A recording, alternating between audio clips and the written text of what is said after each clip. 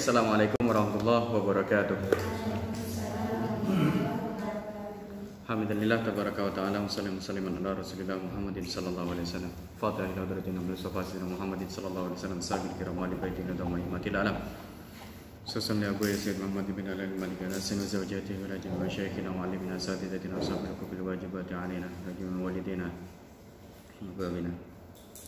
بأن الله تغشاهم برحمة لدرجات في الجنة علينا من أسرارهم وأنوارهم ولهم بركات في الدين والدنيا والآخرة بسر الفاتحة. أعوذ بالله من الشيطان الرجيم. بسم الله الرحمن الرحيم. الحمد لله رب العالمين الرحمن الرحيم مالك يوم الدين إياك نعبد وإياك نستعين اهدنا الصراط المستقيم صراط الذين أنعمت عليهم غير المغضوب عليهم ولا الضالين آمين. وإلى والدينا ولدكم خاصة وأمة المسلمين آمين. بأن الله تغشاهم برحمة ويسكنهم الجنة وأن الله يكفينا وإياكم شر الظالمين شر المؤمنين شر الحاسدين وأن الله يؤتي كل سائل منا منكم سؤلا. اللهم يرضي الله ورسوله صلى الله عليه وسلم وعلى نيتنا أن الله ينور قلوبنا وقوالبنا مع الهدى والتقى والعفاف بنا والموت العدل الإسلام والإيمان بلا محنة ولا امتحان بحق سيد ولد عدنان ولكل نية صالحة إلى حضرة النبي المصطفى صلى الله عليه وسلم بسر الفاتحة. أعوذ بالله من الشيطان الرجيم. بسم الله الرحمن الرحيم. الحمد لله رب العالمين الرحمن الرحيم مالك يوم الدين إياك نعبد وإياك نستعين اهدنا الصراط المستقيم صراط الذين أنعمت عليهم غير المغضوب عليهم ولا الضالين آمين. أفضل الذكر فاعلم أنه لا إله إلا الله لا إله إلا الله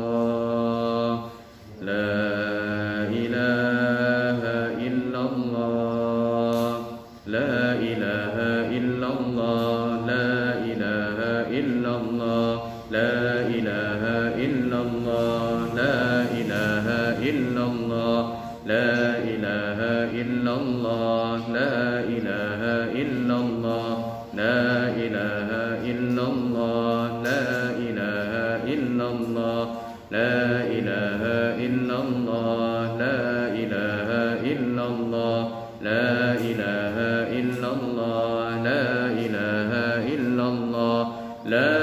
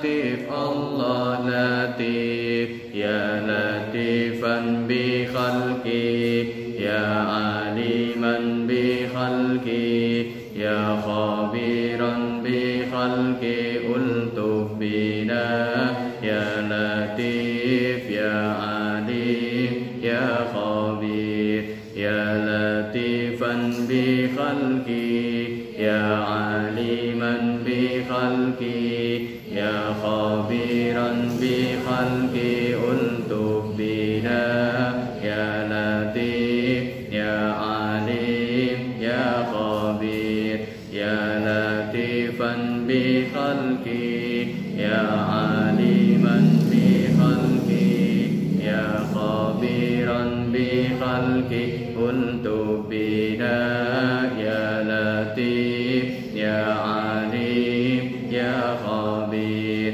يا لطيفا لم يزل ألطف بنا فيما نزل إنك لطيف لم تزل ألطف بنا والمسلمين يا لطيفا لم يزل ألطف بنا فيما نزل إنك لطيف لم تزل ألطف بنا والمسلمين يا لطيفا لم يزل ألطف بنا فيما نزل إنك لطيف لم تزل ألطف بنا والمسلمين لا إله إلا الله محمد رسول الله في كل لمحة ونفس عدد ما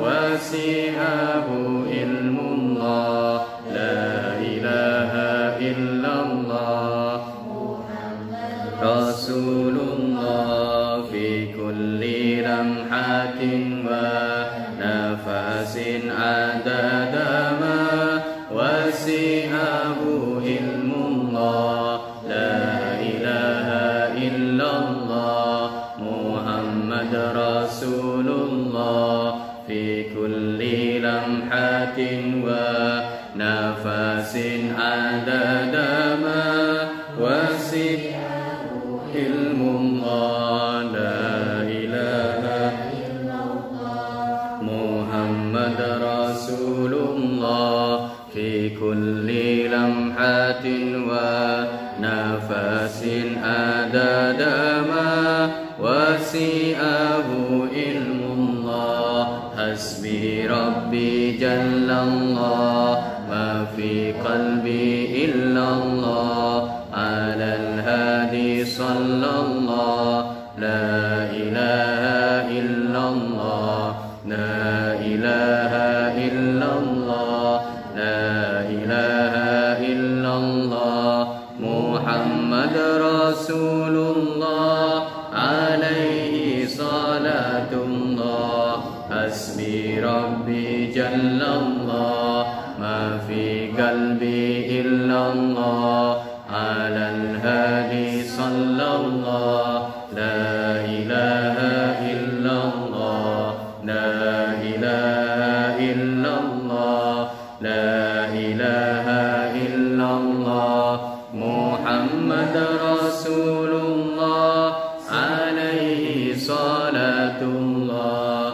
حسبي ربي جل الله ما في قلبي إلا الله على الهادي صلى الله لا إله إلا الله لا إله إلا الله لا إله إلا الله محمد رسول الله عليه صلاة الله يا عالم السر منا لا تكشف الستر عنا وعافنا واعف عنا وكلنا حيث كنا يا عالم السر منا لا تكشف الستر عنا وعافنا واعف عنا وكلنا حيث كنا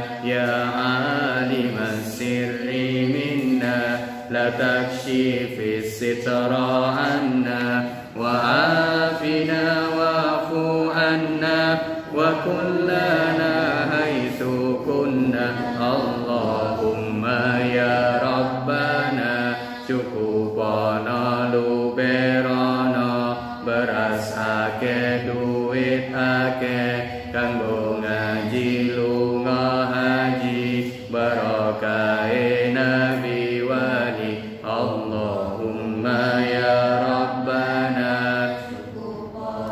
lu berana beras ake duit ake kanggo ngaji lunga haji barakae nabi wali Allahumma ya rabbana cukupana lu berana beras ake duit ake kanggo ngaji lunga haji barakae nabi wali Allahumma ya rabbana cukupana lu berana beras ake duit ake kanggo ngaji lunga haji barakae nabi wali Allahumma ya rabbana cukupana lu berana beras ake duit ake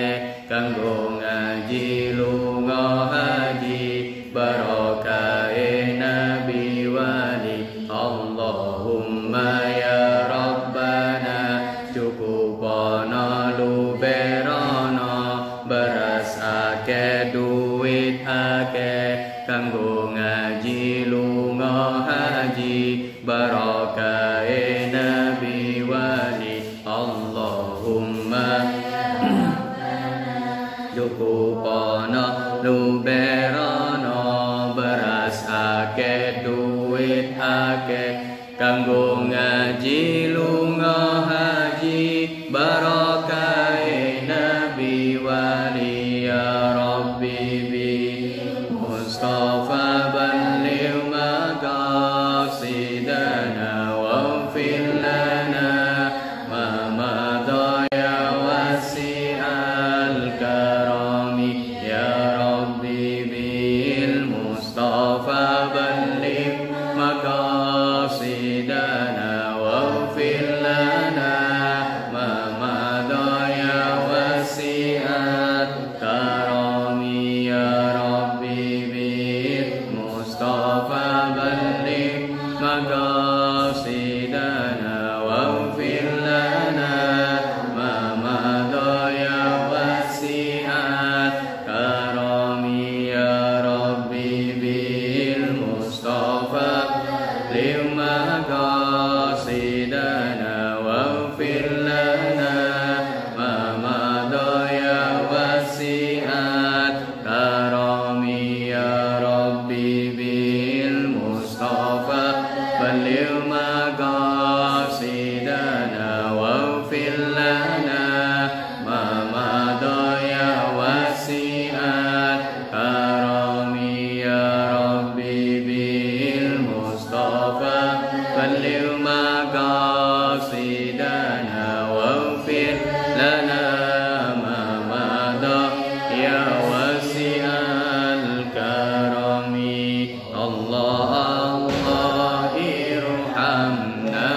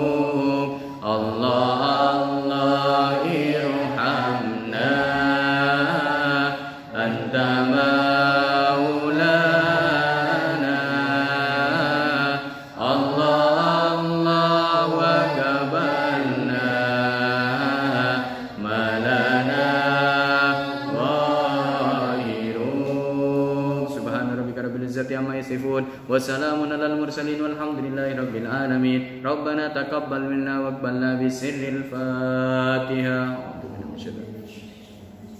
الحمد لله رب العالمين الرحمن الرحيم مالك يوم الدين إياك نعبد وإياك نستعين صراط المستقيم صراط الذين أنعمت عليهم غير المغضوب عليهم ولا الضالين آمين الحمد لله حمدا لله تبارك وتعالى وصلى وسلم على رسول الله محمد صلى الله عليه وسلم أما بعد إن أصدق الحديث كتاب الله خير الهدي محمد صلى الله عليه وسلم شر الأمور محدثاتها وكل بدعة ضلالة وكل ضلالة في النار. Kita baca bersama-sama doanya. Masih ingat? Bismillahirrahmanirrahim. Allahumma inni a'udzu bika an adilla aw udalla aw azilla aw uzalla aw adlima aw udlama aw ajhala aw yujhala alayya rabbi zidni ilma wa wassi'li fi rizqi wa barik li fi ma razaqtani waj'alni mahbuban fi qulubi ibadik wa azizan fi uyunihim waj'alni wajihan fid dunya wal akhirah wa minal muqarrabin ya katsiran nawal ya hasanal fi'al ya qa'iman bila zawal ya mubadi'an bila mithal falakal hamdu walakal minnatu walakal syarafu ala kulli hal wa sallallahu ala sayyidina Muhammadin wa ala alihi wa sahbihi wa sallam walhamdulillahi rabbil alamin. Alhamdulillah. Kaifa halukum? Gimana, punya kabar? Sehat semuanya? Sudah lama kita tidak ketemu ya. Untuk pembinaan saya rasa antum sudah masuk pada tahapan orang-orang yang sudah terbina ya. Jadi kayaknya kita tidak perlu lama-lama untuk melaksanakan pembinaan ya. Baik. Di pertemuan yang lalu, di akhir pertemuan yang lalu kita masih membahas terkait dengan materi kajian kita, yaitu bahasan kitab Min Aina Nabda, atau dari mana kita memulai materi keislaman tingkat dasar ya.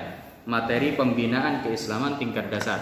Kita sudah masuk ke dua pembahasan, yaitu yang pertama orientasi tau'iyah atau orientasi pembinaan itu sendiri, dan yang kedua potensi kehidupan manusia. Masih ingat apa saja potensi kehidupan manusia? Potensi kehidupan manusia masih ingat? Potensi kehidupan manusia terbagi menjadi dua. Saya tes dulu.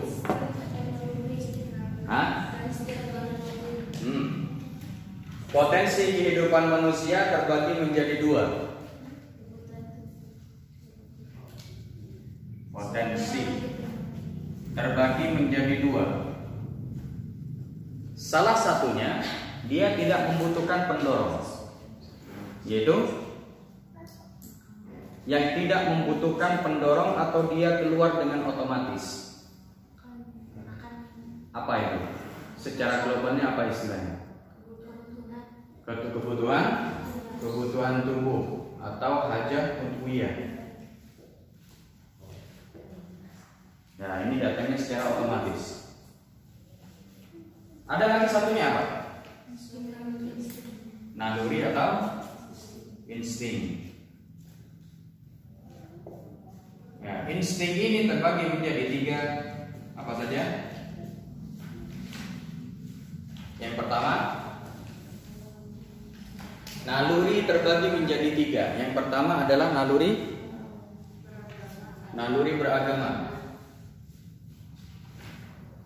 Yang kedua, bertahan hidup. Yang ketiga, terhadap lawan jenis.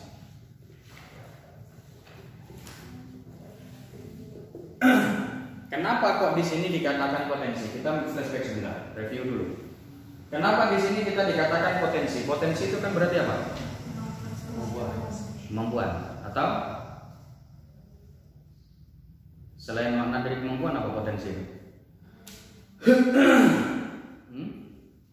Bisa dikatakan modal juga ya, modal yang dimiliki oleh manusia untuk bergerak, untuk melakukan sesuatu. Nah, kenapa kok dikatakan potensi? Karena dua hal ini yang membuat manusia mereka pasti bergerak dan tidak bisa diam. Sekarang kita masuk pada bahasannya kebutuhan tubuh dulu. Kebutuhan tubuh manusia itu ada berapa hal yang kemarin kita catat? Kebutuhan tubuh manusia yang hidup atau muncul secara otomatis itu ada beberapa hal? Disebutkan saja apa salah satunya? Makan. Oke. Makan. Yang kedua? Minum. Yang ketiga? Apa? Buang air. Oke. Terus setelah itu? Setelah itu apa? Ada lagi? Gak ada ya? Cuma tiga ini aja ya. Nah, sekarang kita jadikan bahasan yang tiga ini. Ketika tiga hal ini dia keluar secara otomatis, manusia akan bergerak. Atau dia diam aja, udah tidak apa-apa, sudah saatnya saya mati, sudah biarlah saya pasrah, terserah Allah aja, atau begitu? Atau ketika orang udah kebelet mau buang air, apa dia? Ya sudah, biar di sini saja lah, sepakat apa? Ya, apa begitu? Dan otomatis dia akan bergerak dimanapun tempatnya. Di dalam keadaan apapun juga, dia tidak bisa menahan gejolak tersebut. Mau tidak mau dia harus bergerak. Meskipun di depannya saat itu ada presiden atau orang paling terhormat sekalipun, posisi sudah kita kebelet, disuruh menghadap. Ya, orang sudah mau sudah ada di puncak, dikit lagi mau keluar. Tapi dia masih diharuskan menghadap. Kira-kira dia menghadap atau nyari toilet? Nyari toilet. Nah, yang otomatis ini kadang bisa mengalahkan yang butuh pendorong. Ya, yang otomatis ini kadang bisa mengalahkan yang butuh pendorong. Tapi tidak menutup kemungkinan yang butuh pendorong ini juga bisa mengalahkan yang datang otomatis. Nanti akan kita bahas. Ya. Yang otomatis kadang mengalahkan di sini. Itulah kenapa di dalam hadis disebutkan, di dalam hukum fikih disebutkan makruh hukumnya seseorang melakukan sholat di saat dia tahu posisi lagi kebelet. Ya, makruh hukumnya orang melakukan sholat di saat posisi dia dalam keadaan kebelet. Kenapa? Karena ketika dia sholat, posisi kebelet yang akan diingat hanya toilet saja. Ya, di pikirannya hanya toilet saja. Gimana caranya dia nemu toilet? Mungkin bisa dikatakan saat itu di kepalanya hanya terpeta, ya hanya terpampang denah di mana toilet berada. Nah, setelah ini saya salam pertama saya langsung berangkat, belok kanan dikit, dan lain sebagainya. Tuh, maka dia bisa mengalahkan naluri yang ada di sini. Nah, secantik apapun orangnya, bagi seorang laki-laki, secantik apapun atau sehebat apapun laki-laki itu, semenarik apapun dia, ketika seseorang sudah terkena tiga hal ini tidak akan terlihat. Ya, bilanglah, katakan mau ketemuan di mana. Nah, posisi dia dalam keadaan lapar, yang ada di pikirannya hanya akan ada makanan. Tapi tidak menutup kemungkinan makan ini akan hilang dengan sendirinya kalau sudah ketemu dengan lawan jenisnya. Ada yang pernah mengalami? Kalau Pak Toto tinggal senyum-senyum aja. Ini pengalaman pribadi saya kan. Ya, alhasil seperti itulah. Jadi ini bisa kadang lebih meningkat atau lebih tinggi. Ini juga terkadang jauh bisa lebih tinggi naluri tadi. Oke. Sekarang kita masuk ke bahasan kita. Ya, nanti akan terjawab insyaallah semuanya yang berkaitan dengan naluri beragama. Kita sekarang masuk pada bahasan kita di naluri beragama. Yang dua ini tidak kita bahas, sementara waktu tidak dulu. Tapi insya Allah dengan bahasan kita di sini, yang dua ini akan kena juga. Kenapa? Karena tujuannya sama. Seperti yang kemarin kita bahas, bahwa naluri ini kalau salah satunya kuat, maka yang dua akan lemah.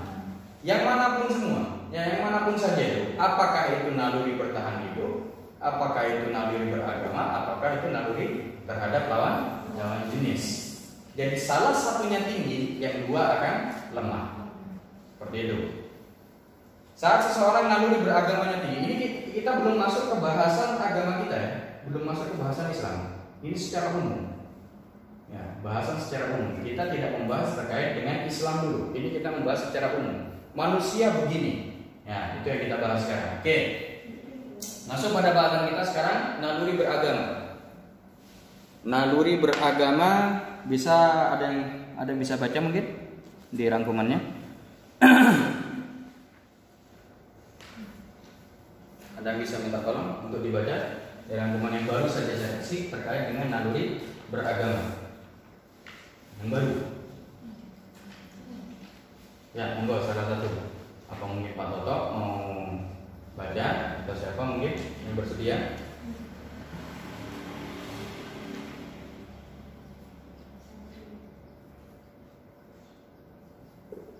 Ada?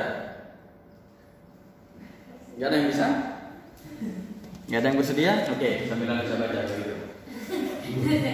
Gharizat tadayun atau gharizat tadayun, naluri beragama. Allah Subhanahu wa taala berfirman, "Fa'aqim wajhaka lid-dini hanifa, fitratallahi allati fatara an-nasa 'alaiha, la tabdila li khalqillah, dzalikad dinul qayyim walakin aktsaran nasi la ya'lamun."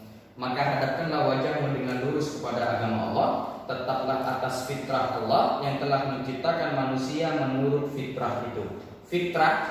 Fitrah manusia ini sudah diikutkan kepada manusia sejak manusia berada di dalam kandungan. Fitrah itu tetap ada. Lalu kenapa kok selama ini ada pelencengan, Zat? Melenceng begini begitu dan lain sebagainya. Fitrah manusia itu salah satu tabiat yang diikutkan Allah kepada mereka. Contohnya, manusia pasti makan, itu sudah fitrahnya.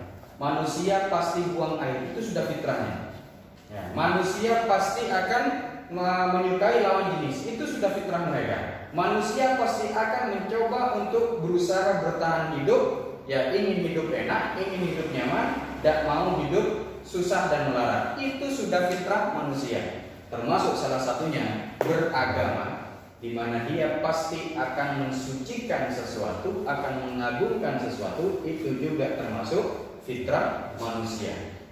Kita sering membahas di dua hal ini, tapi kita jarang membahas terkait dengan bahwa manusia pasti dia ingin beragama. Makna ingin beragama, ingin mengagungkan atau mensucikan sesuatu, seseorang, ataupun dan sebagainya. Ya, baik itu benda yang nyata ataupun tidak, baik itu berupa makhluk hidup dan lain sebagainya. Itulah agama yang lurus, tapi kebanyakan manusia tidak mengetahuinya. Dalam surat Ar-Rum ayat 30. Tadayun atau beragama merupakan gharizah naluri yang senantiasa ada pada diri setiap manusia. Ia adalah perasaan butuh pada Sang Pencipta yang mengaturnya. Butuh pada Sang Pencipta. Nih, Al-Khaliq Al-Mudabbir, yaitu Tuhan yang mengatur. Tanpa memandang siapa yang dianggap Sang Pencipta tersebut. Ya, jadi tanpa memandang siapa sih aslinya pencipta tersebut, tapi sudah ada di dalam diri manusia ingin mensucikan sesuatu, ingin mengagungkan sesuatu, meskipun dia sejatinya tidak tahu siapa sih yang harus saya agungkan, tapi saya pengen mengagungkan itu. Nah, seperti itulah. Perasaan ini adalah perasaan fitrah yang ada pada setiap manusia, baik ia percaya pada adanya pencipta maupun ingkar akan keberadaannya, dan hanya percaya pada apa yang nampak atau dapat dilihat atau kasat mata. Seperti yang terjadi pada orang-orang ateis atau sebagian orang-orang liberal, yang mereka hanya percaya kepada otak atau sesuatu yang nampak. Pokoknya kalau yang terjadi, faktanya ada, realitanya ada, baru mereka percaya. Urusan surga neraka mana tempatnya? Kita tidak tahu itu. Itu hanya dongeng-dongeng kelas tinggi aja. Itu bahasa mereka. Ya, itu salah satu contoh. Keberadaan perasaan ini dalam diri manusia adalah pasti keniscayaan, sebab perasaan ini tercipta sebagai bagian dari kejadian manusia. Perasaan itulah yang dinamakan dengan gharizah tadayun, naluri beragama. Penampakan goriza tadayun adalah adanya takdis. Oke, kita bahas takdis, pensucian. Nih. Lalu beragama itu pasti butuh pada suatu hal yang namanya pensucian. Nih. Terhadap Sang Pencipta. Jadi terhadap apa yang mereka yakini sebagai pencipta mereka atau pencipta segala sesuatu yang ada di muka bumi. Ada kalanya penampakan takdis tersebut dalam bentuk yang hakiki atau sempurna, maka jadilah ia suatu ibadah. Nih. Jadi ada kalanya penampakan tersebut, ya, bentuk pensucian tersebut yang merupakan pensucian yang apa istilahnya? Sifatnya benar-benar mereka ingin mengagungkan, ingin mensucikan, ingin mengutamakan yang mereka yakini ini lebih dari yang lain. Makanya muncul akhirnya suatu peribadatan. Ya, muncul suatu peribadatan. Kita bahas sholat bagi orang Muslim, kebaktian bagi orang Nasrani, sembahyang bagi orang Hindu dan Buddha. Nah, ini masih ada yang sering menggunakan istilah sembahyang. Ya, sembahyang itu apa sih? Nih, kita bahas dikit-dikit biar agak ini ya. Nah, sembahyang itu berangkat dari kalimat sembahyang. Siapa tuh hyang? Ada sih beberapa sejarah menyebutkan ini sejatinya bukan ajaran Hindu Buddha, tapi ini ajaran agama Jawa zaman dahulu, di mana mereka percaya atau meyakini bahwa Tuhan itu hanya satu. Nah, jadi mereka menyebutnya Tuhan satu itu dengan istilah Sang Hyang Widi Wase. Ya, satu, ya, zat yang maha tunggal istilahnya. Mereka percaya itu, tapi hal tersebut kemudian diobrak-abrik oleh apa? Oleh siapa? Oleh para pendatang yang berasal dari India yang menyebarkan agama Hindu. Datang juga diobrak-abrik juga oleh para pendatang yang berasal dari Thailand dan lain sebagainya, atau Taiwan atau lain sebagainya, itu Myanmar, yang mereka membawa agama Buddha. Hingga akhirnya agama yang diyakini orang Jawa pada saat itu, keyakinan yang diyakini oleh oleh orang Jawa pada saat itu, bahwa mereka meyakini hanya ada satu Tuhan saja, ya, dimasuki oleh para penjajah Hindu Buddha ini, yang mereka mempercayai atau meyakini bahwa Tuhan itu banyak. Nggak ada ceritanya di Hindu sama Buddha meyakini satu Tuhan. Di Hindu itu ada banyak, luar biasa dewa-dewanya mereka. Ya, sampai anak kecil pun jadi dewa. Ya, siapa anak kecilnya itu? Apa Krishna? Krishna yang namanya. Terus yang pakai suling itu apa namanya? Itu Krishna. Hasil begitulah. Ya. Tuh, yang pertama dari sisi orang Hindu. Yang Buddha juga membawa keyakinan dan ajaran mereka, di mana memang istilah pertama orang Buddha itu mengatakan pada kita gini, Tuhan kita hanya satu. Ya, yang mereka yakini sebagai siapa namanya? Siddhartha apa siapa gitu? Siddhartha Gautama. Ya. Tapi ternyata ketika kita coba mengikuti arah peribadatan mereka, tidak hanya satu saja ternyata Tuhan mereka. Ya, jadi ada beberapa Tuhan yang lain. Entah Buddha apa yang lain, Buddha ini apa, Buddha Culai. Ya. Musuhnya Sun Gokong itu apa gimana nggak ngerti saya. Ya, alhasil begitulah. Itu orang Hindu Buddha waktu itu datang ke Jawa, ya, menggunakan kekuasaan mereka dan menguasai Jawa, sehingga juga ikut menyebarkan agama Hindu dan Buddha. Ketika Islam datang, orang Jawa cepat menerima agama Islam. Kenapa? Karena keyakinannya nyaris sama. Dulu nenek-nenek saya, kakek saya nyembah juga ke satu zat tunggal. Ini kok ada agama baru datang, mereka juga menyembah satu zat tunggal. Kok nyaris sama ini? Nah, akhirnya banyak diterima. Cepat diterima Islam yang datang ke Jawa ini, cepat diterima oleh orang Jawa. Kenapa? Nyaris mendekati keyakinan yang mereka pegang teguh dari zaman dulu. Apalagi selain itu Islam juga masuknya Islam ke Jawa itu tidak seperti masuknya orang-orang Hindu dan orang Buddha. Mereka memasukkan golongan orang-orang Jawa itu sebagai golongan kasta paling bawah, yaitu kasta Sudra, para Buddha, karena mereka terjajah memang. Nah, ketika Islam datang, semua tingkatan sama. Yang membedakan hanya ketakwaan seseorang kepada Tuhannya. Itulah yang kemudian membuat Islam cepat diterima. Nah, kalau ada yang masih menggunakan istilah sembahyang, nah, mau ngapain? Mau sembahyang dulu. Nah, itu harus paham dulu apa istilah sembahyang. Kalau kalian menyebutkan kalimat tersebut tujuannya ke sholat, tidak apa-apa. Ya, kita tidak menggunakan bahasa terlalu kaku ya. Nggak boleh kalimat sembahyang, nggak boleh. Dosa kan, tidak usah wes. Istilahnya apa? Yang kita yakini dari kalimat hiyang tersebut, ya Allah, ya sudah selesai.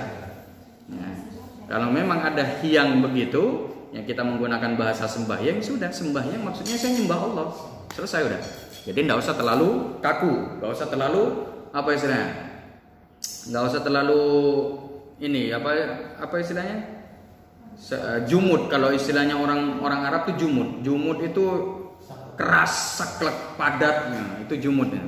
Nah, batu itu istilah batu ini itu dikatakan benda jamid kata orang Arab.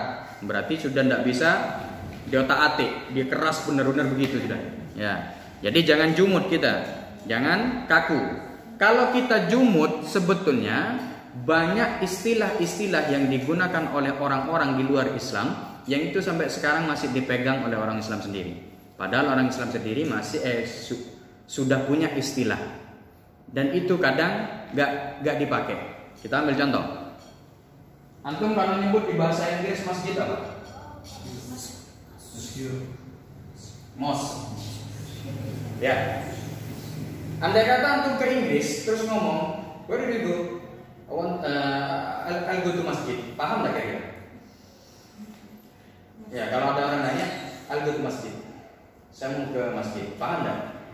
Paham. Ya, mereka paham. Kita ketemu sama beberapa bule.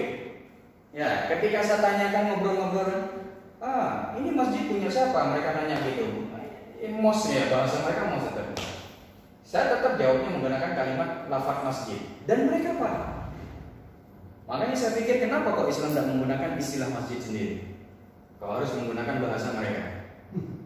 Padahal masjid ini istilah masjidun di dalam bahasa Arab ini tidak masuk ke hitungan sorof. Apa saja dari dan seterusnya itu tidak ada ini. Kalau antum mengatakan masjid itu tempat sujud artinya, harusnya masjid. Tempat sujud itu harusnya masjid.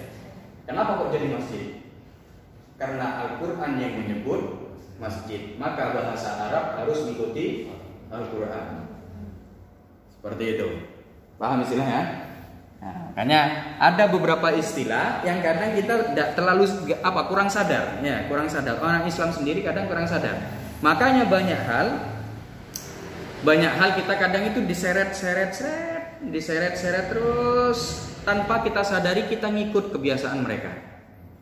Nah, antum kalau nulis lafaz Allah secara Latin lafaznya bagaimana? Pasti pakai A. Allah. Iya kan? Saya tidak pernah mau. Kalau saya nulis Allah harus pakai O.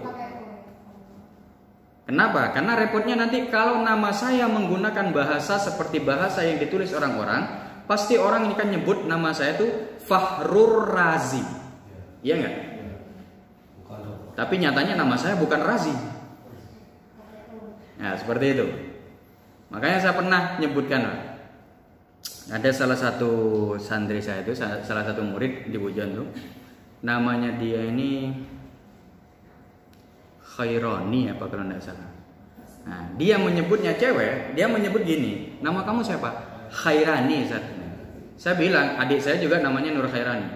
Saya bilang, enggak, nama kamu tuh bukan Khairani, nama kamu Khairani. Jadi aslinya kamu bukan dipanggil Rani, tapi kamu dipanggil Roni. Kayak gitu kan? Yang enggak lah Ustaz. Yang enggak lah. Loh, kamu pakai bahasa Arab kan namanya? Iya, lah bahasa Arab enggak ada ra itu enggak ada, kayak gitu kan? Yang ada tuh Roni. Kalau harus dibaca Rani, berarti nama saya harusnya Fahrur Razi dong.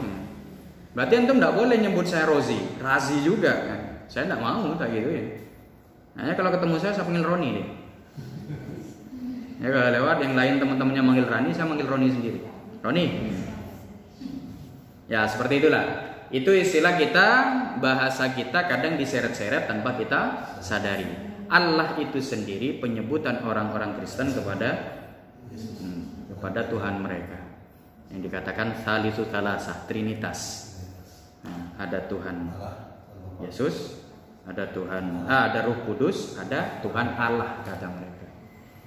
Sedangkan kita, Allah itu lafdzul jalalah. Kalau kita cari, nah, asal kata dari Allah ini apa, anda akan ketemu. Sama seperti masjid. Antum nyari lafadz masjid, itu nggak akan ketemu. Yang ada masjid. Nah itu, kalau anda percaya nanti cek sendiri ya. Nah, gramatika bahasa Arab itu seperti apa? Ada beberapa lafadz di Al-Quran itu yang memang tidak bisa tidak bisa dikaji secara gramatika bahasa Arab. Dia mau tidak mau menggunakan istilah simai. Kalau istilahnya bahasa Arab simai. Simai ini nyari sama seperti bahasa Inggris. Bahasa Inggris itu tulisan dengan penyebutnya kan beda. Ini jenengan bacanya apa? Mos kan? Kenapa kok dibaca mos? Karena simai. Simai itu pendengaran. Ya, kalimat ini tidak bisa kita bahas secara per huruf. Kalau per huruf, u di situ pasti dibacanya u. I di situ, di situ pasti dibaca i. Harusnya kita baca moskiwi, kan begitu? Ya, harusnya kan moskiwi. Tapi ternyata tidak bisa. Ya, kita menyebutnya mos. Kenapa? Simai. Bahasa Inggris rata-rata semuanya simai. Makna simai itu begini. Harusnya di gramatika begini, harusnya begini. Ternyata dia menyalahi aturan. Jadi aturan tata bahasa harusnya begini, dia menyalahi. Harusnya huruf u itu dibaca u, tapi ternyata ketika menjadi satu kata dia tidak dibaca u. Nah, sama juga seperti darah. Bahasa Inggrisnya darah apa? Itu ada perbedaan ya. Nah.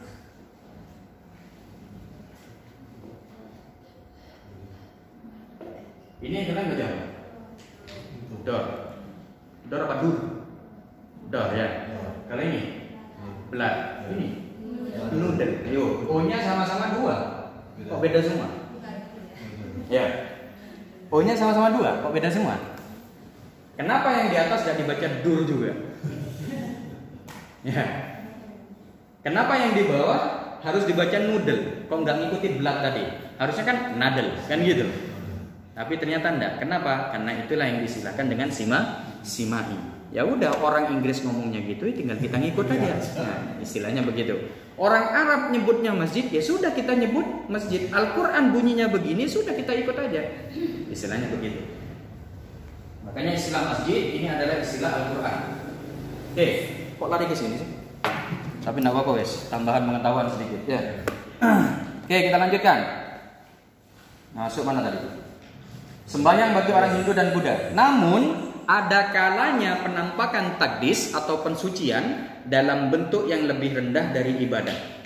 Aqallu suratan, maka jadilah ia suatu takdim atau tabjil, kultus atau pengagungan. Jadi pensucian itu nanti arahnya pada ibadah. Ya, pada ibadah, pengagungan dan kultus. Nah, pensucian ini berlaku pada orang Islam ataupun orang kafir ataupun orang ateis yang mereka tidak meyakini adanya Tuhan. Pensucian itu pasti ada. Nah, seperti itu. Nah, arahnya nanti pensucian tersebut arahnya nanti menjadi suatu peribadatan. Nah, bagi orang Islam ataupun orang kafir, dan akan menjadi suatu pengagungan atau kultus kepada orang-orang ateis. Tuh. Gak apa-apa, bingung dikit gak apa-apa. Nanti kita pahami dikit-dikit ya. Contohnya seperti apa? Nah, kita masukkan di sini. Seperti penghormatan yang berlebihan terhadap Hitler oleh pengikut Nazi Jerman, pengagungan Kaisar Jepang oleh bangsa Jepang dan lain sebagainya.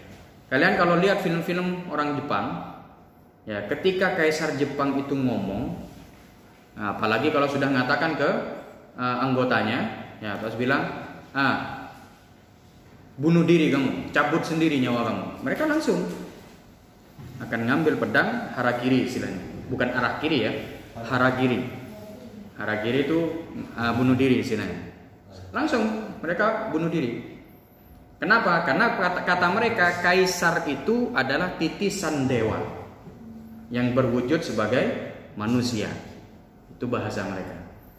Jadi mereka tidak percaya, bukan tidak percaya, percaya kepada satu dewa, tapi mereka tidak tahu bentuk dewa itu seperti apa. Ya, akhirnya mereka berusaha untuk mencari cara bagaimana kiranya pengagungan mereka terhadap dewa itu bisa diapresiasikan. Ya, bisa dilakukan, bisa dibentuk, ya dijadikan suatu bentuk. Akhirnya apa?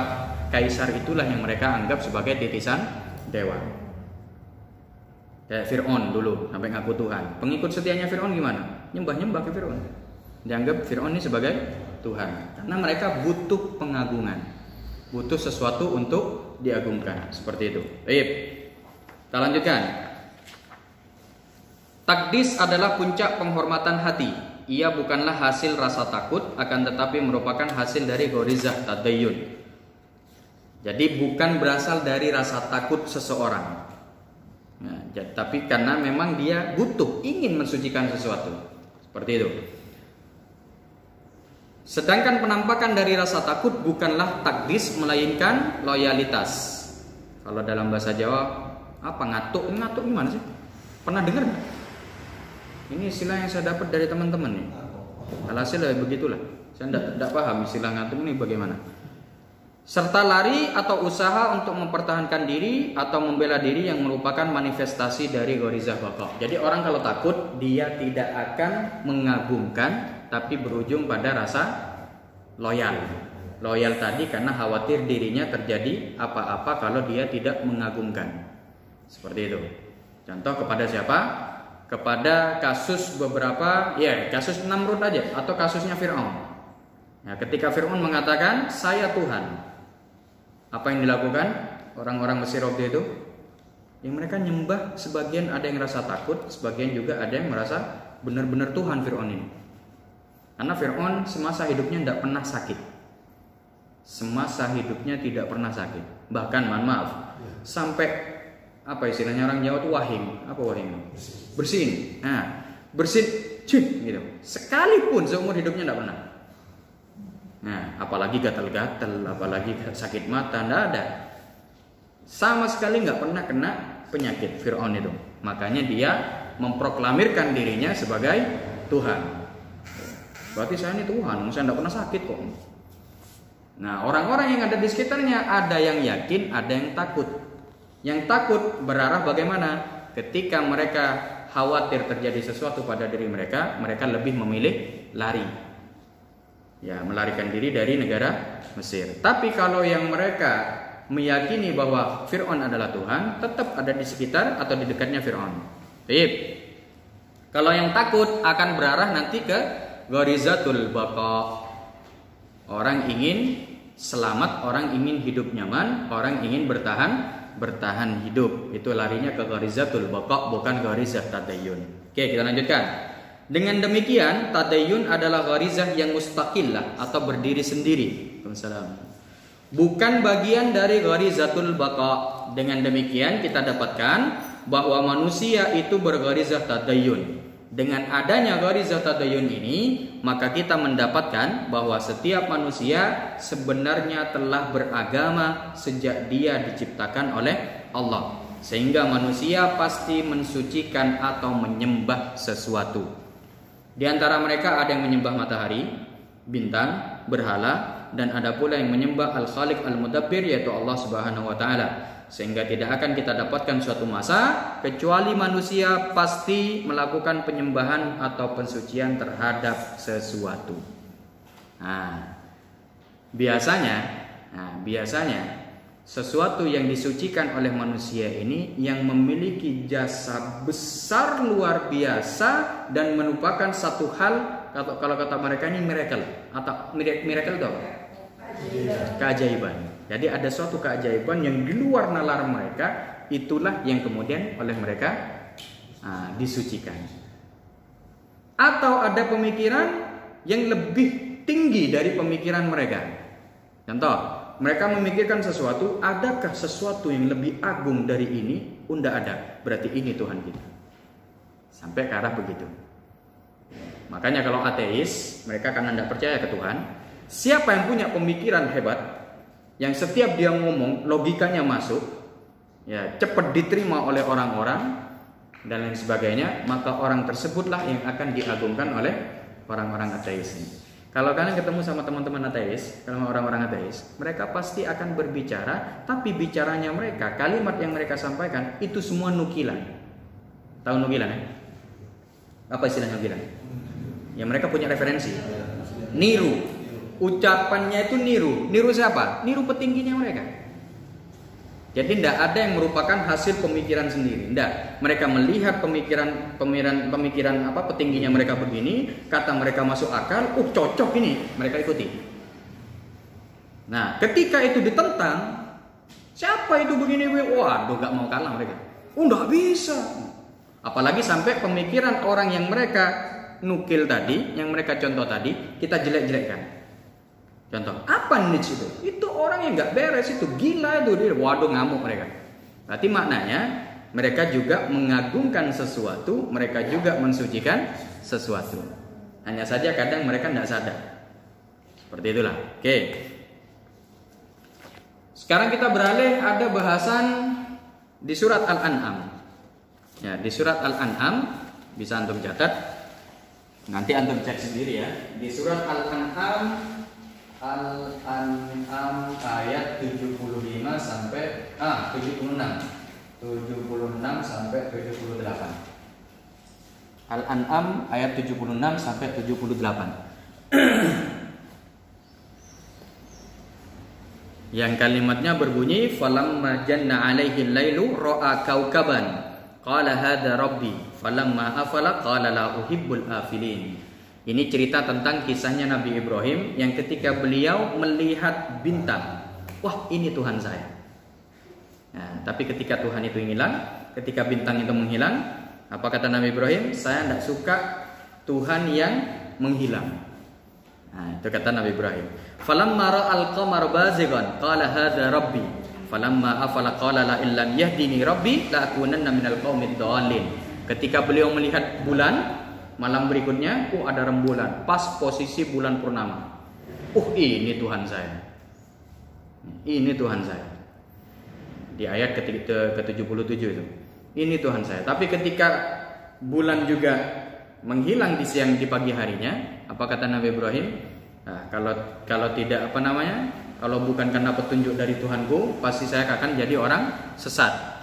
Di pagi harinya, ketika agak terik, melihat matahari yang jauh lebih terang.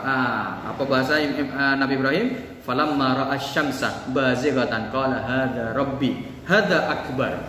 Ya, ini jauh lebih besar dari yang dua kemarin, dari bintang dan rembulan. Falamma afalat qala ya qaumi inni bari'um mimma tusyrikun. Dan ketika matahari juga terbenam atau tenggelam, apa kata Nabi Ibrahim? Wahai kaumku, aku berlepas diri dari kalian terkait dengan apa yang kalian sekutukan pada Allah. Maknanya kalau kita mempelajari tafsirnya, ya mungkin kita pernah dengar kisah-kisah ini dan memahami bahwa Nabi Ibrahim pun dulu juga nyari Tuhan, ya enggak?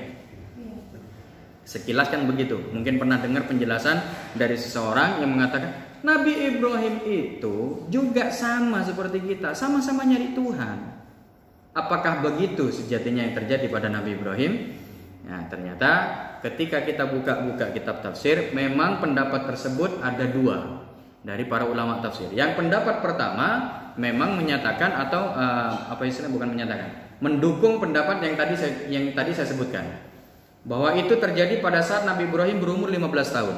Di saat beliau baru remaja, pengen mencari Tuhan saya sejatinya siapa sih?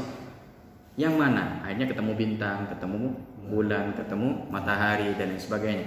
Tapi kalau dilihat, ya kalau kita menilik kembali pada ayat sebelumnya, yaitu di ayat 75, kita akan temukan bahwa pendapat kedua akan lebih kuat. Apa itu ayat sebelumnya? Berbunyi wa kadzalika nuri Ibrahima malakutas samawati wal ard. Dan begitu pula kami perlihatkan kepada Ibrahim kekuasaan kami meliputi langit dan bumi. Waliyakuna minal muqinin, agar dia menjadi orang yang yakin. Berarti di ayat sebelumnya, ayat 75, Allah sudah menunjukkan kepada Nabi Ibrahim tentang kekuasaan Allah, ya, menunjukkan pada Nabi Ibrahim bahwa Tuhannya Nabi Ibrahim itu adalah Allah. Maknanya terkait ayat 76 sampai 78, ketika Nabi Ibrahim melihat bintang, melihat rembulan, melihat matahari, itu bukan posisi Nabi Ibrahim nyari Tuhan. Bukan termasuk golongan para pencari Tuhan. Tapi Nabi Ibrahim saat itu sedang munadharah. Apa istilahnya munadharah ini? Sedang ngajak berpikir kepada kaumnya. Jadi ceritanya kaumnya waktu itu penyembah berhala, sebagian juga menyembah bintang.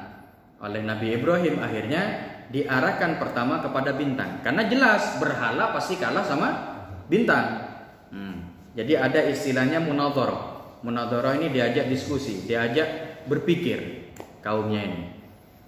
Ketika melihat bintang, Nabi Ibrahim berkata ke kaumnya, "Wah, ini Tuhan kita. Indah begini, ya, bisa memberi kita petunjuk, apalagi saat seseorang berada di tengah lautan, di mana arah utara bintang akan menunjukkan." Ya.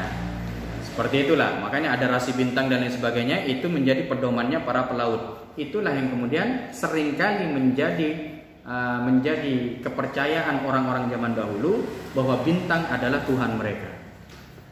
Itu pertama.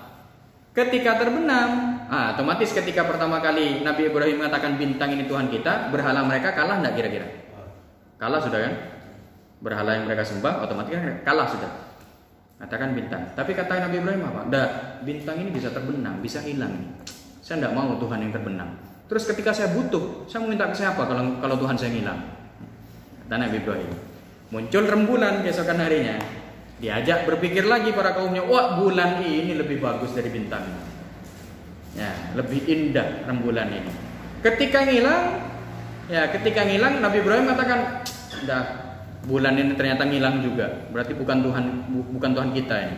Ketika matahari muncul, barulah Nabi Ibrahim mengatakan apa? Wah, ini lebih besar. Nah, pada saat itu Nabi Ibrahim sebetulnya apa? Ngajak berpikir ke kaumnya. Lihat nih, matahari lebih besar. Harusnya ini jadi Tuhan kamu, bukan berhala ini. Katanya begitu. Nah, ketika matahari tenggelam, matahari terbenam, barulah Nabi Ibrahim mengatakan, ternyata juga bukan matahari. Barulah saat itu oleh Nabi Ibrahim dikatakan Tuhan kita sejatinya adalah pencipta bintang, pencipta bulan, pencipta matahari, termasuk pencipta kalian dan berhala-berhala kalian ini.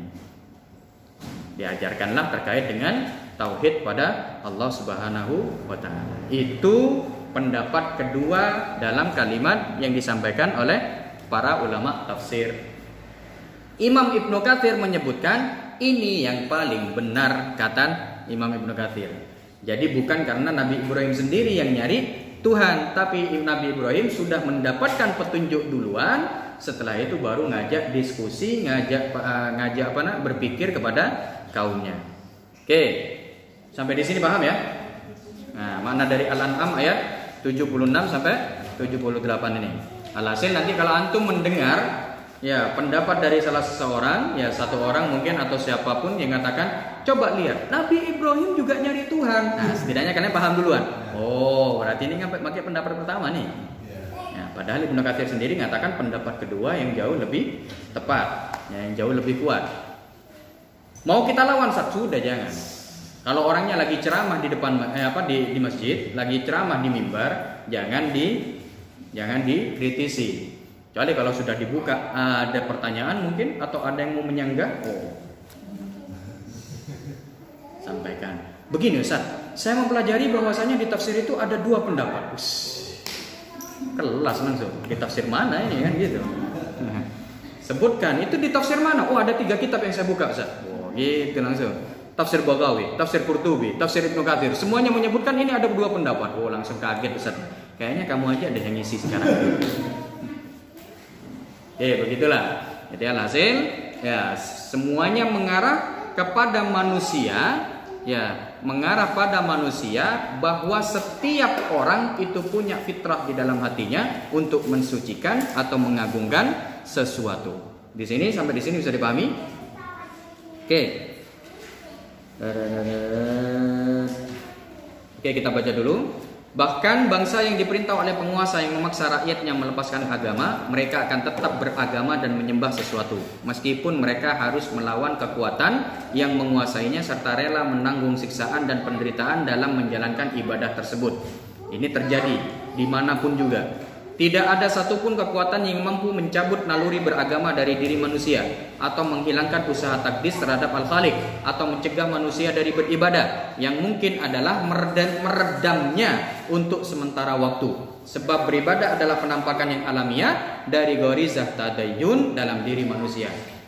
Paragraf berikutnya akan lebih menarik. Sedangkan yang nampak pada orang-orang ateis atau al-mulhidin, misalnya mereka tidak melakukan ibadah atau menghina ibadah, sebenarnya mereka telah mengalihkan penampakan gharizah tadayyun dari ibadah kepada Allah menjadi ibadah kepada makhluk. Mereka melakukan takdis kepada alam, pahlawan-pahlawan, atau terhadap segala sesuatu yang dianggap agung atau super, atau pada lainnya. Mereka telah melakukan kekeliruan besar, melakukan perbuatan yang salah, serta melakukan penafsiran yang salah terhadap sesuatu. Berdasarkan semua itu, dapatlah dipahami bahwa sebenarnya kufur itu lebih sulit daripada iman. Sebab kekufuran merupakan usaha pemalingan manusia dari fitrahnya. Oke, kita bahas. Ini 3 naluri akan kena nanti. Coba, di naluri beragama, setiap orang pasti ingin mensucikan sesuatu. Kalau dia menolak, mengatakan tidak ada pensucian terhadap sesuatu itu, berarti dia sengaja ingin memalingkan suatu hal yang fitrah, ya, berusaha mengalihkan suatu hal yang fitrah, ya, terhadap sesuatu yang masih abu-abu. Ujung-ujungnya mereka akan kembali ke sini juga, ke pensucian juga, akan kembali pada pengagungan, kultus, dan lain sebagainya. Biasanya kalau orang-orang yang tidak percaya Tuhan itu akan mengarah ke sini. Pernah dengar pengikutnya Sai Baba? Tidak pernah. Sai Baba ini suatu keyakinan yang datangnya dari India juga. Mereka tidak percaya adanya Tuhan, tapi mereka percaya Sai Baba inilah Tuhan. Coba. Mereka tidak percaya adanya Tuhan, tapi mereka percaya Sai Baba inilah Tuhan. Kenapa? Sai Baba ini yang mirip seperti Nabi Isa. Kalau ada orang sakit, didatangi Sai Baba, sembuh. Maka kata mereka Tuhan tidak ada. Tuhan kita itu Sai Baba. Berarti bisa dikatakan mereka ingin mengalihkan persucian terhadap Tuhan, malah larinya ujung-ujungnya mensucikan makhluk. Begitu. Tidak bisa lepas dari ini. Atau juga terhadap lawan jenis. Iya, kasus yang kayak terjadi kayak sekarang ini bagaimana? Adanya LGBT. Sampai kemarin ya kasus apa tuh Deddy Corbuzier yang ngundang siapa itu namanya? Alhasil saya malas mau ngafal namanya, saya malas juga ya mengingat-ingatnya. Alhasil yang didatangkan adalah ya bisa dibilang yang lagi viral, ya pernikahan sesama jenis yang lagi viral itu. Jadi dia tidak diterima di Indonesia, dia lari ke luar negeri, nikah, habis itu balik lagi ke Indonesia. Menular. Tapi kalau kita ingin melihat sejatinya, mereka ini memaksakan diri. Aslinya mereka suka pada perempuan, suka kepada lawan jenis, tapi dipaksakan, entah karena suatu permasalahan atau suatu kasus atau hal lain, dipaksakan agar kiranya mereka suka kepada laki-laki, kepada sesama jenis. Karena ketika ada beberapa kalimat yang mereka sampaikan apa? Saya berhubungan dengan sesama jenis ini jauh lebih nikmat. Itu kata mereka. Bahasa mereka begitu. Berarti istilahnya hal yang seharusnya sudah nikmat tapi mereka ingin mengalihkan pada sesuatu yang dirasa oleh mereka sepertinya lebih nikmat. Begitu. Pengalihan ini berat, sangat berat, sulit, iya. Tapi mereka paksakan agar apa? Bisa jadi karena ingin ngetren, bisa jadi karena ingin viral, bisa jadi juga, atau bisa jadi karena terlanjur mengalami suatu kekecewaan. Nah, biasanya kalau sudah kena PHP, ya begitulah kasusnya. Nah, sekali dia tidak mau kepada satu orang, lainnya dianggap sama. Tuh. Makanya bahayanya remaja ini kalau sudah terkena bahasa PHP, kasusnya di sana. Aku tidak akan membuka hatiku pada yang lain. Aku tutup sekarang. Nah, ketika ditutup itulah kadang setan membisiki. Sudahlah, kamu kalau nyari cowok sakit hati lagi nanti kamu. Sudah nyari cewek aja. Gitu. Ya kasusnya di sana. Ya seperti itulah. Alhasil suatu hal yang kufur, mereka melakukan penolakan, itu sebetulnya jauh lebih berat dari keimanan. Karena ketika keimanan kita ngikuti fitrah kita aslinya begini, terus tinggal ngalir aja. Tuh. Terus yang terakhir, ya terkait dengan skema kita, cara mencari ibadah, pengagungan dan kultus ini itu bisa ditemukan dengan dua cara. Yang pertama yaitu dengan keimanan, dan yang kedua ditemukan dengan cara yang namanya wijdan. Wijdan ini apa? Wijdan ini hasil pemikiran, hasil perasaan dan lain sebagainya. Ya.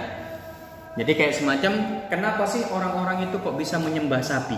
Karena pikir mereka sapi ini hewan yang bermanfaat luar biasa. Dia bisa diajak bajak sawah.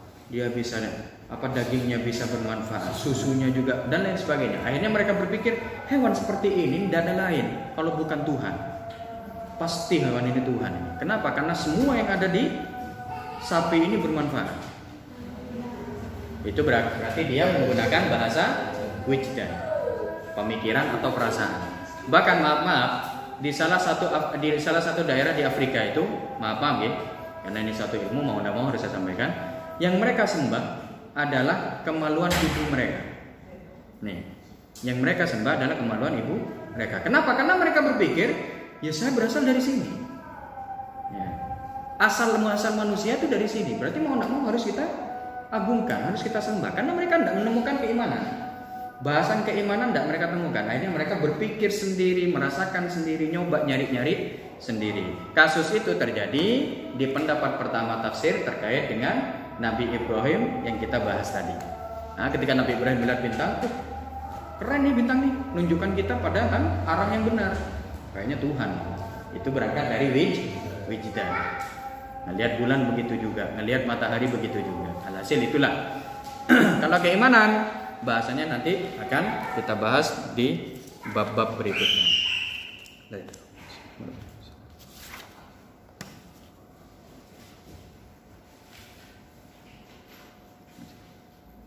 Nah, untuk yang keimanan nanti akan butuh proses yang agak apa istilahnya? Bukan lama. Prosesnya ini agak menarik sih, tapi butuh fokus yang tinggi untuk bisa meraih peribadatan atau pengagungan tadi sampai kita meyakini akan pensucian kita itu benar. Melalui jalur keimanan itu membutuhkan proses yang butuh fokus dan kesadaran tinggi. Karena waktu itu di saat kalau kita ingin meraih yang ini, maka perasaan kita, pemikiran yang ada di otak kita itu semuanya harus ditaruh dulu. Nah, kalau ditaruh berarti kita tidak bisa mikir. Nanti kita akan berpikir dengan kesadaran penuh. Maknanya perasaan kita taruh, nafsu taruh dulu. Jangan diikutkan. Kalau nafsu sudah diikutkan, akhirnya apa? Nah, akhirnya cara berpikir kita sudah tidak fokus lagi, tidak lurus lagi. Kalau menggunakan bahasa fitrah mengarah pada keimanan, nantinya harus membutuhkan syarat-syarat tersebut. Kayak seperti antum sekarang, saya coba tanya, antum percaya ke Al-Quran? Percaya ke Al-Quran? Bahwa Al-Quran itu tidak ada perubahan? Percaya? Bisa membuktikan bahwa Quran itu tidak ada perubahan? Ya. Bisa membuktikan bahwa Al-Quran yang diturunkan ke Rasulullah ya seperti yang kita pegang sekarang. Sulit ya?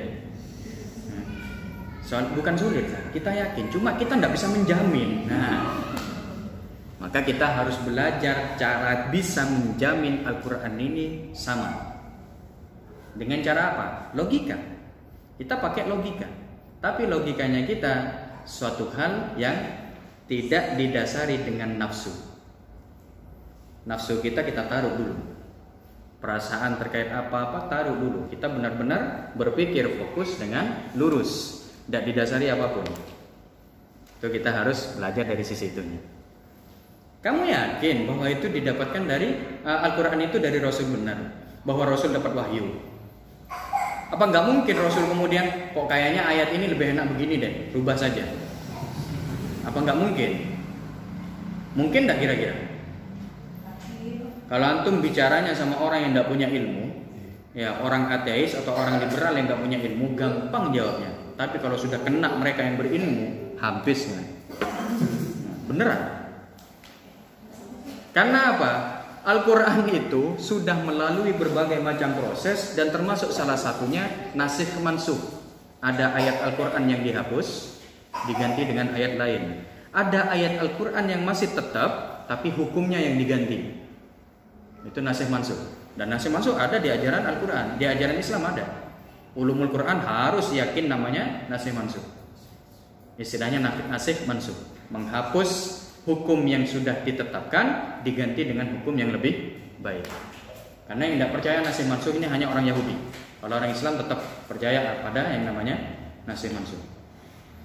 Itu ada ayat yang dulu Rasulullah pernah dapat, sekarang tidak ada di Al-Quran. Yuk, kalau kena orang yang berilmu, orangnya liberal, tidak percaya ke Al-Quran, kita bakal begini nanti. Kamu tahu ayat yang menyatakan bahwasanya begini itu sudah dinasakh itu. Yang sekarang itu baru. Yang dulu tuh tidak ada lafadznya, dihapus dari Al-Quran. Siapa yang menghapus itu? Rasulullah. Padahal Rasulullah sendiri yang mengatakan bahwasanya Al-Quran ini datangnya dari Allah. Lah kenapa kok dihapus? Apa ndak eman dengan ayat yang dihapus itu? Kalau datangnya dari Allah, ayo. Habis ini. Disebutkan ayat-ayatnya. Yang dihapus tuh ini dan lain sebagainya. Goyang langsung deh. Iya ya. Kayaknya banyak perubahan sudah. Selesai kalau sudah kena gitu. Nah, itulah bahayanya dari sisi itu. Maka untuk meraih keimanan ini harus benar-benar fokus. Meyakini Al-Quran, ya, jangan diyakini ayat per ayat. Ya, mengimani Al-Quran, jangan mengimani ayat per ayat. Karena kalau kita mengimani ayat per ayat, kita belum tahu ilmunya. Kita melihat di sini ayatnya begini, kok di sini bertentangan. Yang di sini ayatnya begini, kok yang di sini beda. Penciptaan manusia di dalam Al-Quran itu disebutkan ada 7 macam. Disebutkan bahwa manusia tercipta dari tanah lumpur, tanah liat, tercipta dari tanah kapur, tercipta dari tanah. Ayo, itu ayatnya beda-beda itu. Mana yang benar? Itu kalau kita yakini ayat per ayat, sedangkan kita belum tahu ilmunya, kita bisa mengarah pada satu hal yang meragukan keimanan. Jadi gimana kita meyakini Al-Quran? Meyakini Al-Quran secara mujmal, istilahnya secara ijmal, secara global. Ini Al-Quran, isinya apa saja, saya percaya. Jadi harus begitu. Apapun yang dikatakan Al-Quran akhirnya kita percaya. Kenapa? Karena kita sudah percaya satu kitab penuh. Nah, cara untuk percaya satu kitab penuh ini yang harus kita pelajari dan harus kita pahami. Gitu. Kita nggak, kalau sekarang kayaknya kita nggak ngerasa butuh. Ngapain kita belajar itu, Ustaz? Yang penting kita sudah paham. Rukun iman ada 6, rukun Islam ada 5. Nah, sudahlah, cukup. Kita beribadah yang enak. Nah, suatu waktu ternyata anak cucu kita nanyain begitu, kita mau jawab apa? Ayo berangkat ngaji. Bu, kenapa sih harus belajar Al-Quran? Ayo mau jawab apa? Semakin ke depan ini keilmuan dibuka semua sama Allah. Ilmu-ilmu apa aja semakin dibuka sama Allah nanti. Kalau ada pertanyaan begitu kita tidak bisa jawab, dia nyari orang lain yang kiranya bisa menjawab. Oke lah kalau yang jawab ulama yang benar-benar ada di jalannya. Kalau yang jawab orang-orang liberal, habis. Pulang-pulang apalah bu, Quran ini sama lah kayak buku itu.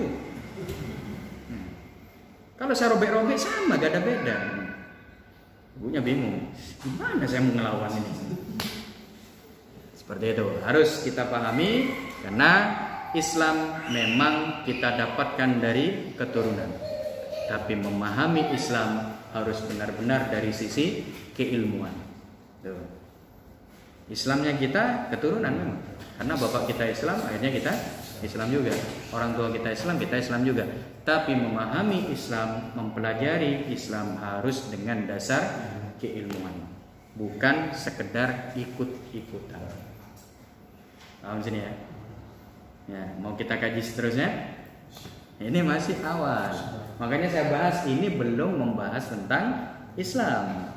Ya, kita membahas secara umum masih. Oke, alhamdulillah. Mungkin itu yang bisa kita bahas pada sore hari ini. Sebelum kita tutup, mungkin ada yang mau ditanyakan. Setelah ini kita salat. Setelah itu monggo berpencar menurut tugas masing-masing. Oh iya Pak Toto, ada usulan dari sejarawan untuk kelas jenengan ya, yang sudah Al-Quran. Gimana kalau kita kolaborasi nanti? Tapi terserah jenengan nanti kapan mau dimulainya. Monggo. Apa mau kita pisahkan ya dengan teman-teman yang lain, kita taruh di sini, kita ngaji Al-Quran secara pendalaman juga. Nah, nanti bisa kita bantu insyaallah untuk yang Al-Quran. Gak apa-apa, terserah jenengan. Apa mau kita bagi? Nah, yang besar-besar mungkin dipegang jenengan, yang kecil-kecil saya, atau sebaliknya bagaimana? Nah, lebih enaknya bagaimana? Ya mumpung di sini juga masih kosong. Jadi biar di sini secara berbeda dulu Pak, secara ada terlalu banyak Maaf. Ya tapi nanti saya ngikut aja. Ya ngikut aja. Gimana enaknya? Ya jenengan seperti apa? Karena yang selama ini megang kan jenengan juga yang paling paham. Tip begitu. Ada yang mau ditanyakan terkait ini? Masih ada yang ngawang? Bingung ya? Gak apa-apa. Bingung itu perlu. Ya, bingung itu perlu. Kalau kita setiap kajian paham, kayaknya tidak perlu datang lagi deh. Alah, paling bahasanya besok begini, paling begitu. Ya, gimana? Kan kita kan lahir itu fitrahnya suci. Tapi kita nggak tahu lahir kita dari agama mana. Kan kebanyakan kalau kita lahir dari agama Islam, kita Islam. Orang tua yang lahir di Kristen. Dan padahal fitrah mereka itu suci. Nah, kan kita nggak tahu nih, mereka itu suci. Kita nggak tahu ikut agama mana. Nanti ke depannya itu apakah kan nggak tahu nanti ke depannya mereka mencari agama sendiri atau apa. Nah, yang tidak mencari agama dekat agama yang salah misalnya. Itu gimana? Padahal mereka kan nggak tahu dari awalnya. Iya, benar. Ketika mereka belum mencapai akil balik, ya, belum bisa membedakan mana yang baik dan mana yang benar, juga belum bisa dikatakan dewasa dalam kematangan berpikirnya. Kita tidak berbicara umur ya, tapi dewasa dalam kematangan berpikir, dewasa dalam berpikirnya, maka Allah akan tunjukkan pada setiap manusia bahwa yang benar itu seperti apa, yang salah itu bagaimana. Dan itu sudah ditunjukkan sama Allah pada setiap manusia, tidak hanya pada orang-orang beda agama, tapi ke orang Islam pun juga. Makanya kadang kita berpikir, makanya saya katakan tadi, ya, suatu saat anak cucu kita akan nanyakan, kenapa sih harus ngaji Al-Quran? Nah, itu menunjukkan saat itu sama Allah, dia sudah ditunjukkan yang benar dan salah itu bagaimana. Nah, dari saat itulah mereka mulai berpikir, iya sih, kenapa kok orang-orang Islam ini sholat begini? Kenapa ketika saya beribadah itu begini? Kok beda peribadatan saya dengan orang Islam? Mana sejatinya yang lebih tepat? Nah, saat itulah sebetulnya hidayah turun. Saat itu sebetulnya hidayah turun. Para ulama menyebutkan hidayah itu sama seperti air hujan. Jadi setiap hari hidayah itu turun seperti air hujan. Siapapun yang mengambil air hujan tersebut, siapapun yang berada di bumi pasti kena air hujan ini. Tinggal bagaimana ketika mereka mendapat air hujan, mereka menolak, atau mereka ngambil gayung, atau mereka ngambil ember. Maknanya kita ngambil ke contoh yang saya sebutkan tadi. Setiap orang pasti akan berpikir nanti ketika dia sudah mencapai kematangan berpikirnya. Dia akan berpikir, kok bisa saya beribadah begini? Nah, saat itulah hidayah turun. Kalau dia melanjutkan mencari hal yang benar, Allah akan bantu hidayah tersebut. Sama halnya dia waktu itu ngambil ember. Tapi kalau dia menolak, alah sudahlah, saya yang begini-begini saja. Berarti waktu itu yang bermain nafsunya. Bukan pikiran sehatnya. Kalau dia menggunakan tetap bertahan di pikiran sehatnya, dia akan menemukan hidayah tersebut nanti. Akan terus dia kejar. Tapi kalau sudah nafsunya yang bermain, dia akan menolak. Semua manusia akan begitu. Saya pun pernah merasakan. Kenapa ya harus begini? Kenapa harus begini? Kenapa? Karena yang kita lihat itulah di dunia ini. Lain halnya kalau kita berada di suatu daerah, di sana tidak ada ulama, di sana tidak ada pengetahuan Islam, di sana tidak ada informasi yang bisa kita dapatkan terkait Islam, tidak ada internet, tidak ada TV, tidak ada radio, tidak ada apa lain sebagainya, benar-benar terpencil, terkucilkan. Maka orang yang ada di daerah tersebut, agama apapun yang dia terima, dia kena udzur. Paham istilahnya udzur? Udzur ini berarti ketika dia wafat, dia tidak akan ditanyakan oleh Allah kenapa ketika ada info Islam kamu nggak masuk Islam. Udzur itu berarti dia aman. Apapun agama yang dia dapat, yang tanggung jawab siapa? Orang tuanya. Yang membuat dia beragama tersebut. Syaratnya itu tadi, di suatu daerah tidak ada ulama, tidak ada informasi tentang Islam, tidak ada, alhasil terkucil benar. Kalau sekarang kayaknya sulit nih. Buka YouTube, Islam ada. Ya, nyetel TV, Islam ada. Ya, kalau dulu memang hal tersebut terjadi. Makanya bisa dikatakan zaman fatrah itu, kan istilah zaman fatrah ini zaman kekosongan kenabian. Setelah Nabi Isa ke Rasulullah Muhammad ini sekitar 500 tahun. Nah, di zaman itu orang-orang merasa bingung. Saya ini mau nyari Tuhan ke siapa? Sedangkan Rasul belum turun waktu itu. Nah, maka yang mereka tetap berada dalam pemikiran yang benar, tidak mengikuti hawa nafsunya, pikiran sehat yang dia pakai, agamanya tetap dipegang, dan dia wafat memegang agama tersebut, dia tidak akan ditanya oleh Allah. Kenapa kok tidak beragama dan tidak menyembah Allah? Gak akan ditanya. Kenapa? Karena dia masuk zaman fatrah. Ya, seperti orang tuanya Rasul. Orang tuanya Rasul sholat enggak? Enggak. Mereka enggak sholat. Mereka enggak beribadah. Mereka tidak beribadah secara benar istilahnya. Tapi akal sehat mereka main tetap. Bahwa yang menciptakan Tuhan, menciptakan langit bumi dan segala isinya adalah Allah. Cuma tata cara beribadah enggak tahu mereka. Apakah mereka masuk neraka? Enggak, itu zaman fatrah itu. Makanya kalau ada yang membahas orang tua Nabi di neraka, jelas hadisnya ini. Tanyakan, kalau ada hadis bertentangan dengan Al-Quran secara zahirnya, maka yang lebih dikedepankan adalah Al-Quran. Apalagi secara maknanya jelas-jelas bertentangan, maka yang lebih dikedepankan adalah Al-Quran. Loh, berarti Rasul bohong? Bukan. Berarti hadis Rasul masih perlu yang namanya penjelasan secara mendalam. Sama seperti hadis yang berbunyi idza naistum fis shalah farqudu. Kalau kalian ngantuk ketika sholat, maka tidurlah. Nah, ini butuh penjelasan nih. Penjelasannya gimana? Penjelasannya bacanya jangan begitu. Nah, penjelasannya di situ aja. Terus cara bacanya gimana? Idza naistum fis shalah farqudu. Nah, kalau kalian ngantuk waktu sholat, turu. Itu cara bacanya. Itu. Berarti kalau kita ngatakan, hadis nih, nek ngantuk ketika sholat tidur, hadis, berarti dia tidak memahami hadis tersebut secara pemahaman, secara penjelasannya. Seperti itulah. Jadi paham ya? Alhasil kalau ada yang menanyakan bagaimana kasus yang seperti itu, berarti dia udzur. Tapi syarat udzur harus terpenuhi.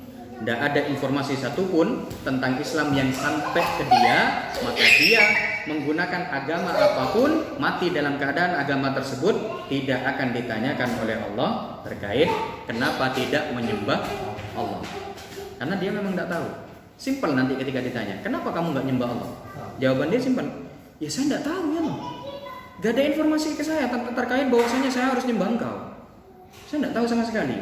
Dicek sama malaikat beneran. Iya Allah, ini ada di pulau terpencil ini. Ya, internet tidak ada, ini tidak ada, segala macam nggak bisa, nggak tahu dia tentang Islam. Barulah dia masuk udzur itu. Ya, di zaman Rasul, di zaman sebelum Rasul diutus atau sebelum lahir ada yang namanya lupa. Zaid ibn Naufal kalau tidak salah. Nah, nanti saya coba cek lagi. Nah, orang ini mencari agama sampai ketemu orang Yahudi, ditawarkan oleh orang Yahudi, dia tidak mau, ditawarkan oleh orang Nasrani juga, dia tidak mau. Akhirnya dia tetap bertahan dengan keyakinannya bahwa dia yakin ada Tuhan pencipta alam ini. Tapi dia tidak tahu mau beragama apa. Akhirnya dia mati dalam keadaan itu. Bahasanya Rasul apa? Dia akan bangkit sendirian nanti. Berarti nggak ngikut umat manapun. Dia bangkit sendirian nanti. Jadi masuk surganya sendirian juga. Kalau kita kan ngikut Rasul, ya, Rasul masuk kita masuk. Enggak, dia sendirian nanti. Bahasa Rasul begitu. Tapi apa masuk neraka? Enggak. Kenapa? Karena dia kena udzur tadi. Seperti itu. Mungkin itu cukup ya. Nanti antum telat, saya juga yang kena. Kita belum sholat juga. Nah, kita akhiri dengan membaca doa kafarat surat Al-Asr disambung dengan doa kafaratul majlis. Bismillahirrahmanirrahim. Wal 'asri innal insana lafi khusrin illa alladziina aamanu wa 'amilus solihati wa tawassaw bil haqqi wa tawassaw bis sabr. Subhanakallahumma wa bihamdika asyhadu an la ilaha illa anta astaghfiruka wa atubu ilaik. Wassalamualaikum warahmatullahi wabarakatuh.